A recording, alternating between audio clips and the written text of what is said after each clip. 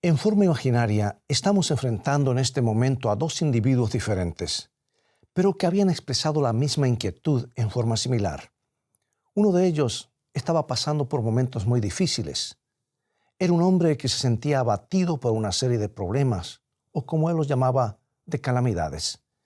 Habían caído sobre él en terrible sucesión. El otro no carecía de nada. Desde el punto de vista material tenía todo lo que le hacía falta y aún un poco más. Sin embargo, ambos se expresaban más o menos de la misma manera. Y sintetizando lo que dijeron fue más o menos lo siguiente: mi vida carece de sentido, no soy feliz. Quisiera creer, quisiera confiar en Dios, pero ¿dónde está? ¿Dónde está Dios? ¿Te has preguntado eso alguna vez? ¿Dónde obtener la respuesta segura? Toma tu Biblia y mantente en sintonía.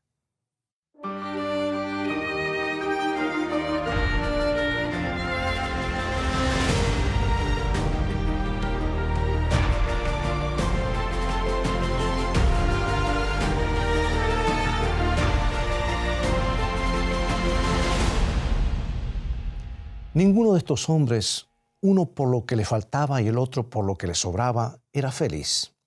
Se sentían desgraciados y miserables. La vida de ambos estaba vacía.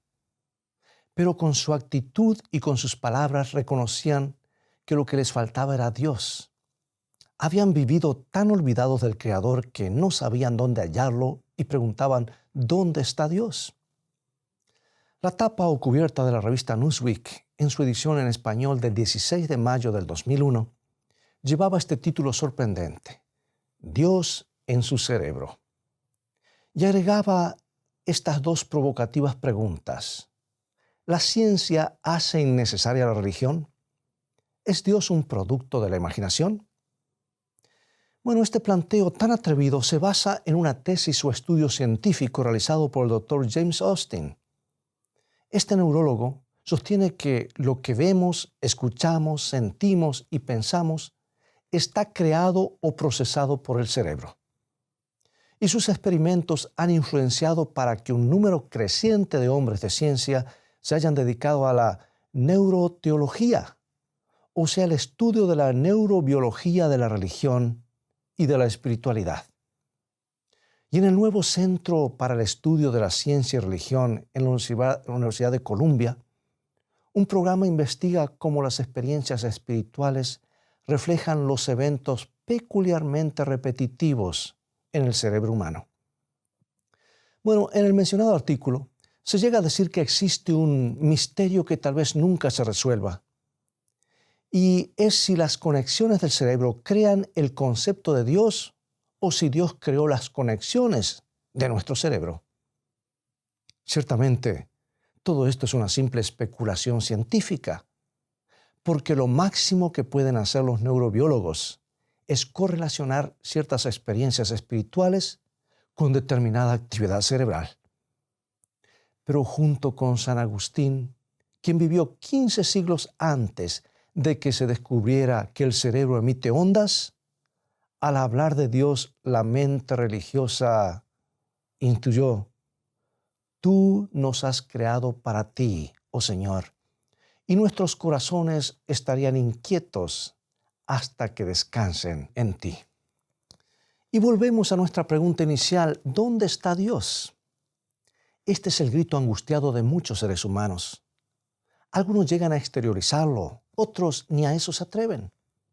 Pero el clamor desesperado está en su actitud, en el vacío desolador que hay en sus vidas, que no alcanzaron a llenar con las deprimentes y descarnadas filosofías a las que recurrieron. Amigo y amiga, ¿alguna vez te has sentido en esa condición? ¿Has experimentado la terrible soledad que deja en el alma la ausencia del Creador? ¿Te has preguntado alguna vez dónde está Dios? ¿Es posible que te lo estés preguntando en este momento? Pues bien, Dios está a nuestro lado. No se halla solamente junto a aquellos que no se han apartado nunca de Él. No solo está junto a quien vive de acuerdo con los principios cristianos, también está con aquellos que se alejan de Él. también está con los que, engañados por las tentaciones de la vida, ofuscados por toda clase de luces fatuas, dejaron el camino del bien y, negando a Dios, se hundieron en el mal y en el vicio. Y quizá esté más cerca de estos que de aquellos, porque estos, los desamparados, los tristes, los desviados, lo necesitan más. Sí, Dios está a tu lado. Donde quiera que mires verás las señales de su presencia. Su amor y sabiduría se manifiestan en el aire que nos rodea y que respiramos. Mira, si la composición química de este aire se alterara en lo más mínimo, la vida y con ella nosotros desapareceríamos inmediatamente del planeta. Pero la fórmula del aire no la calculó ningún ser humano, no, la creó y la estableció Dios.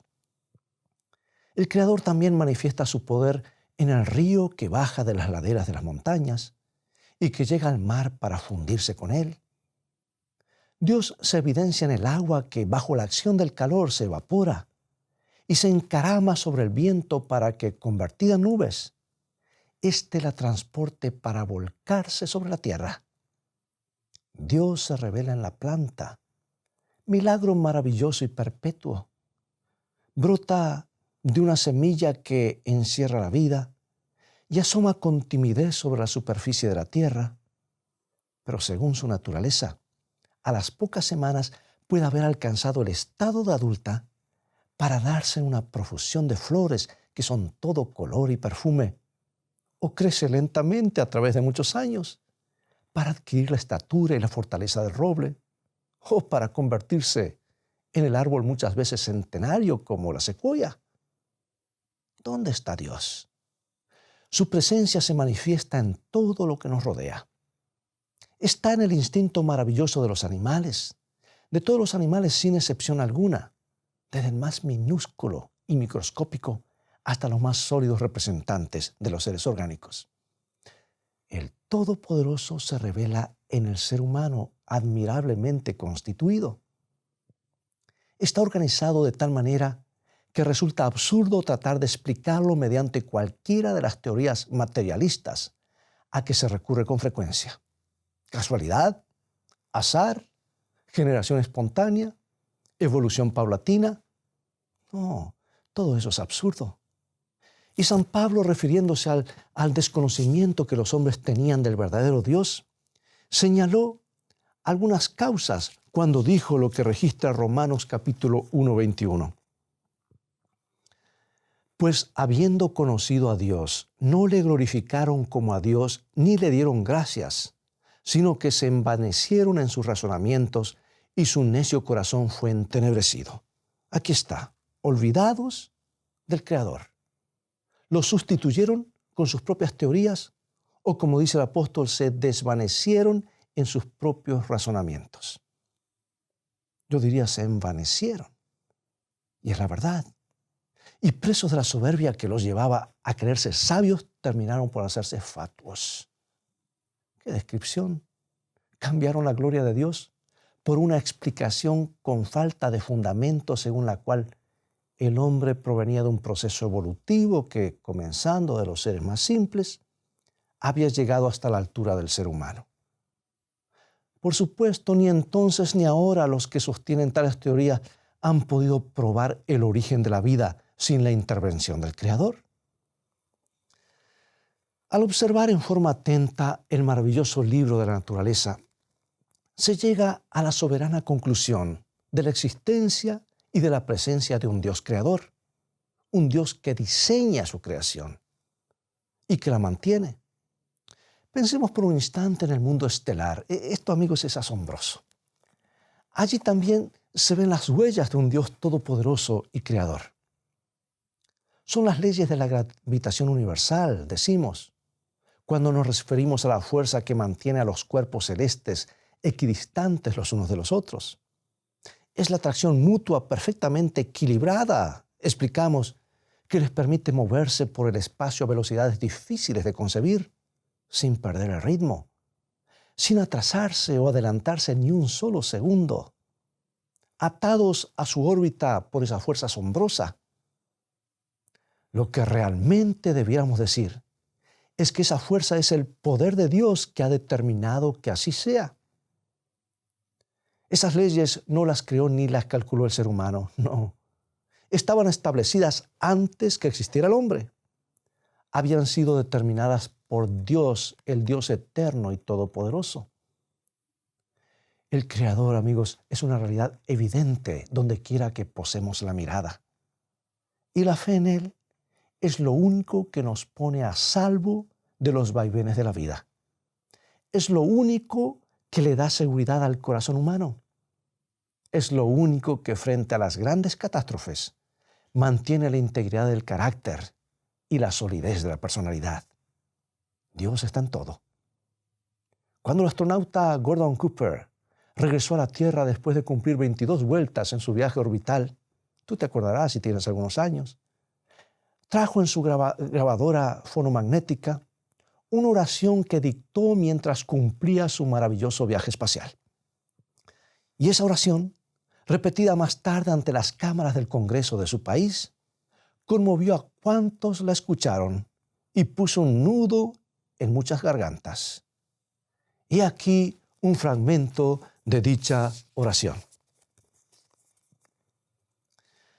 Padre, te doy gracias por permitirme realizar este vuelo y por el privilegio de hallarme en este lugar contemplando estas cosas maravillosas que tú has creado. Frente al esplendor impresionante de los mundos, el astronauta prorrumpe en esa exclamación con la que rinde tributo al Creador de todas las cosas. Pero muchos siglos antes, el salmista David había expresado ese mismo pensamiento de una manera, si se quiere, más hermosa, al decir lo que registra Salmo 19:1. Los cielos cuentan la gloria de Dios y el firmamento anuncia la obra de sus manos. Esto es lo que todos diríamos si miráramos con los ojos libres de prejuicios las maravillas que nos rodean y que están en la tierra, en el mar, en el aire, en el mundo estelar, en todas partes. Haríamos nuestras esas palabras frente a la vida intensa, plena, incesante y victoriosa que palpita en todo ser creado, desde el átomo diminuto hasta la más compleja criatura.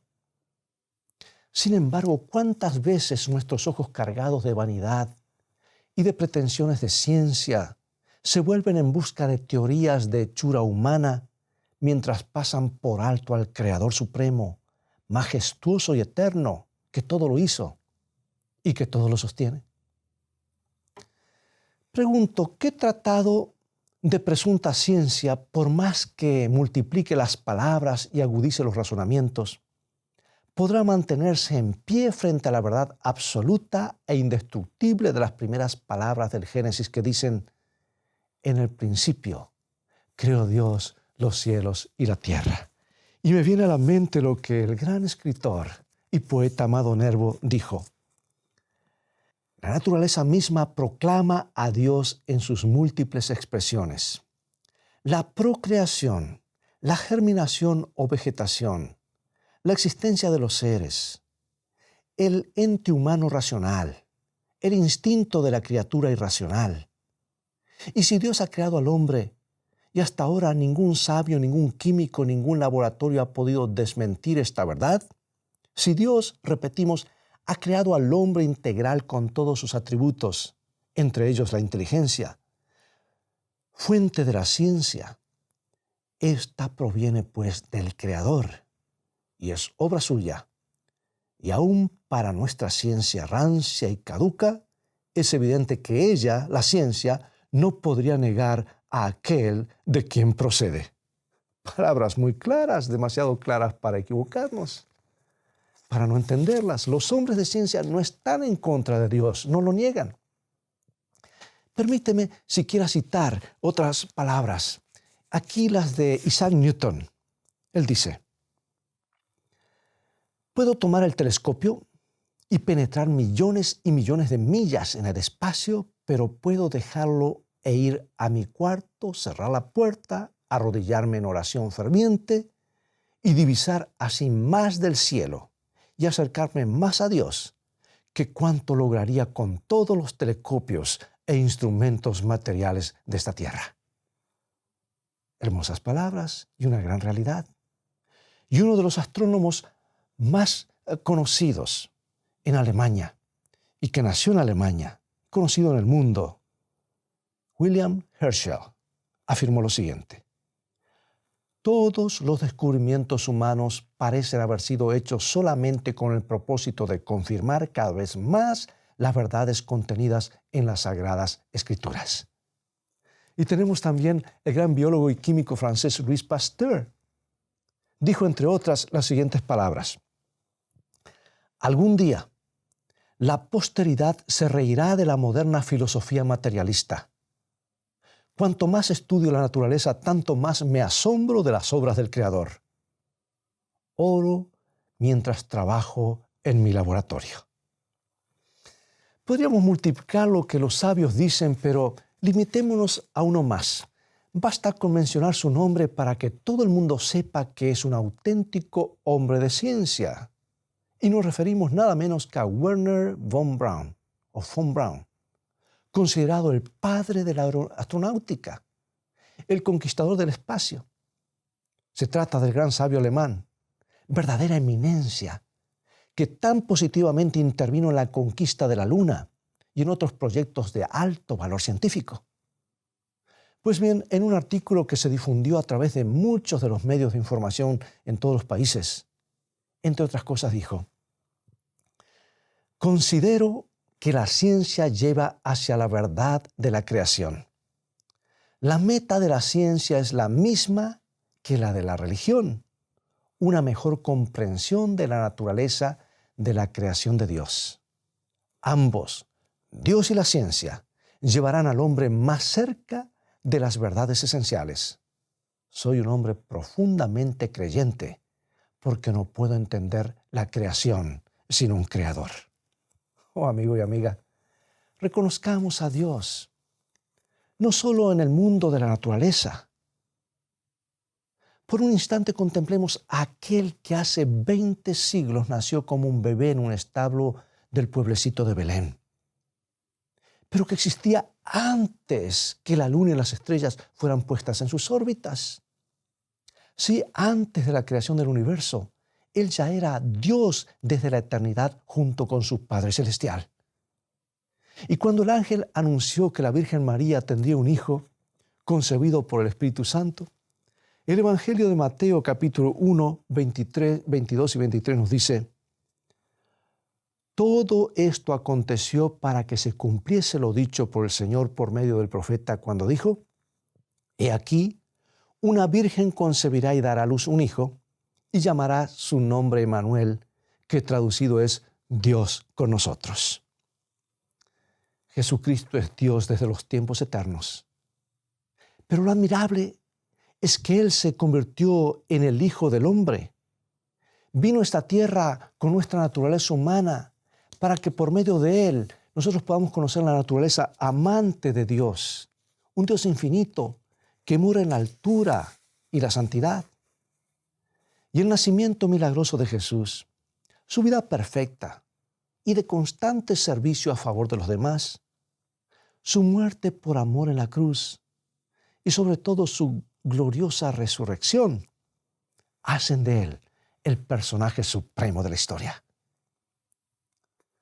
En forma inspirada, alguien declaró lo siguiente, y quiero leerlo aquí textualmente. Dice: Jesús no fue un escritor, con todo se lo cita más que a cualquier autor de la historia, y sus palabras han ido como el vuelo hasta los límites más remotos del mundo, como un vuelo, y han sido traducidas a todos los idiomas y a casi todos los dialectos. No fue arquitecto, pero el carpintero de Nazaret ha llegado a ser el constructor maestro de la historia. Y las obras cumbres de la arquitectura se han erigido en su honra.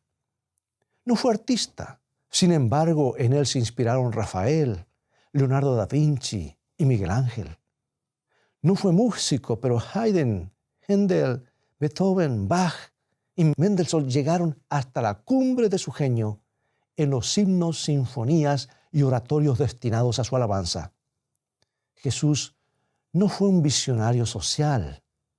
No obstante, todos los proyectos sociales destinados al mejoramiento de la humanidad tienen su raíz e inspiración en su enseñanza y en su vida. ¡Qué palabras profundas! Amigo y amiga, en un diálogo singular con el conde de Montholon, Napoleón Bonaparte le preguntó: ¿podrías decirme quién fue Jesucristo? Y como el conde declinara la respuesta, el gran guerrero declaró: os lo diré yo. Alejandro, César, Carlomagno y yo mismo hemos fundado imperios basados en la fuerza. Jesús ha fundado un imperio sobre el amor y hasta hoy habría millones de personas que darían la vida por él. El concepto de descripción bíblica más perfecta de Dios se encuentra en 1 San Juan capítulo 4, versículo 8. Y dice: Dios es amor. ¿Tú lo sabes de memoria? Repítelo hasta que quede grabado, porque lo que repetimos se refleja en nuestra vida. La Biblia no solamente confirma incuestionablemente la existencia de Dios, sino que revela con toda claridad cómo podemos encontrarnos con Dios y hacer de Él un amigo personal. Hacia el fin de su ministerio en esta tierra, Jesús mantuvo un diálogo muy significativo con unos discípulos, con uno de ellos especialmente, llamado Felipe. Luego que Cristo dijera que si lo hubiesen conocido a Él, hubieran podido conocer al Padre, San Juan capítulo 14, versículos 8 y 9 registran: Felipe le dijo: Señor, muéstranos al Padre, y nos basta. Jesús le dijo: ¿tanto tiempo hace que estoy con vosotros y no me has conocido, Felipe? El que me ha visto a mí ha visto al Padre. ¿Cómo pues dices tú, muéstranos al Padre? Jesucristo vino a este mundo para que ninguno de nosotros nos sintamos huérfanos de Dios. Por medio de su Espíritu Santo, Él está en el corazón de todos los que humildemente anhelan que el Dios omnipotente dirija sus vidas. Esta es la promesa en su santa palabra. Isaías capítulo 57, 15. Porque así dijo el alto y sublime, el que habita la eternidad y cuyo nombre es el Santo: yo habito en la altura y la santidad, y con el quebrantado y humilde de espíritu, para hacer vivir el espíritu de los humildes y para vivificar el corazón de los quebrantados. Es la hora de alabar a Dios, al Dios eterno, e implorar junto con los discípulos: Señor, aumentanos la fe, para que bajo cualquier circunstancia siempre comprendamos que Dios vive y que nos ama inmensamente. Consagrémosle ahora nuestro corazón. Si deseas hacerlo ahora, acompáñame en oración. Oh Dios Todopoderoso y amante, te agradecemos porque en el vasto mundo de la naturaleza está estampada tu sabiduría y tu presencia. Con gozo y humildad, hoy reconocemos que tú eres nuestro Creador, pero especialmente te agradecemos porque enviaste a esta tierra a tu Hijo unigénito, para que Él nos mostrase tu inmenso amor por nosotros. Te abrimos nuestro corazón y te rogamos que los llenes de tu divina presencia. Danos una fe inquebrantable en ti y en tu providencia, porque te lo rogamos en el nombre de Jesús. Amén.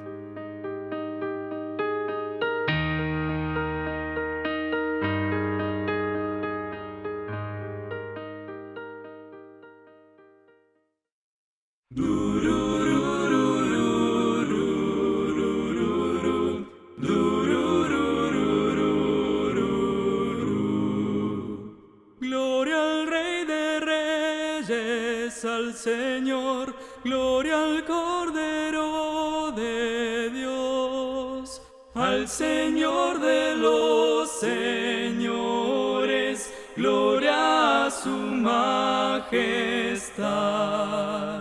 Nos arrodillamos ante Él, lo adoramos con amor. Lo buscamos en este lugar, lo adoramos solo a Él.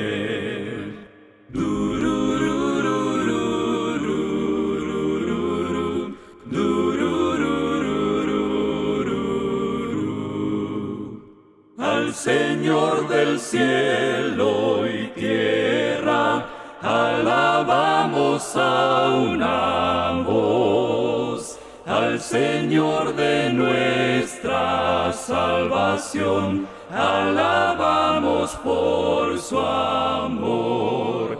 Oh, aleluya al Rey de Reyes, aleluya al Cordero, aleluya al Príncipe de paz, digno de todo honor. Gloria al Rey de Reyes, al Señor, gloria al Cordero de Dios, al Señor de los señores,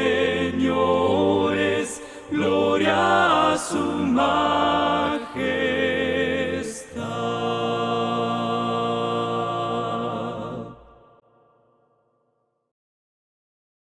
Todo cristiano tiene la oportunidad no solo de esperar, sino de apresurar la venida de nuestro Señor Jesucristo.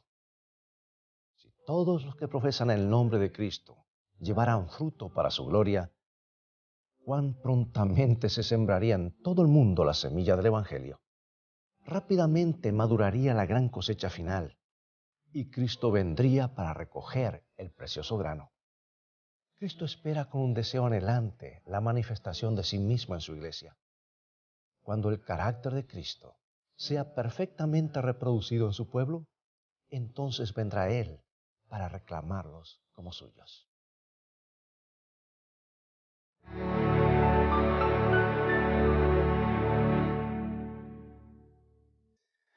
Amigo y amiga, es todo el tiempo que tenemos por hoy y ha llegado el momento de despedirnos.